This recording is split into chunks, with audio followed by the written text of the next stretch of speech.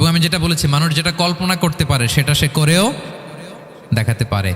So আল্লাহ তাআলা যাকে যেই কোয়ালিটি দিয়েছে, ক্যাপাসিটি দিয়েছে, আমরা যেন এই নেয়ামতের শুকরিয়া করি। নেয়ামতের শুকরিয়া করলে এই নেয়ামত দেওয়ার ধারাবাহিকতা এটা বাড়িয়ে দেয় কে? লা ইন শাকারতুম লা আযীদান্নাকুম ওয়া লা ইন কাফারতুম ইন্না আযাবি লাশাদীদ।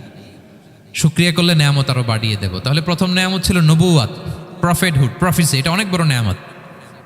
এই রেভেলেশন এসে আমাদেরকে এনলাইটেন করেছে।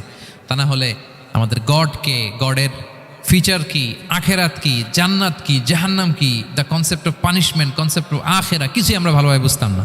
এটার শপথ আল্লাহ করেছেন। আল্লাহ আমাদেরকে নেয়ামত দিয়েছেন, ক্যাপাসিটি দিয়েছেন, সক্ষমতা দিয়েছেন, সবচাইতে সফিস্টিকেটেড ব্রেন দিয়ে তৈরি করেছেন। এটা একটা বড় নেয়ামত। এবং রাস্তা দেখিয়ে দিয়েছেন, হয় ডানে নয় বায়ে।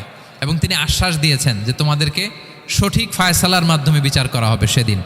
তাই আমাদের বিপদে আপদে সবসময় আমরা যেন ফরিয়াদ করি এক মহান সত্তার কাছে। বলুন তো আওয়াজ করে, তিনি কে?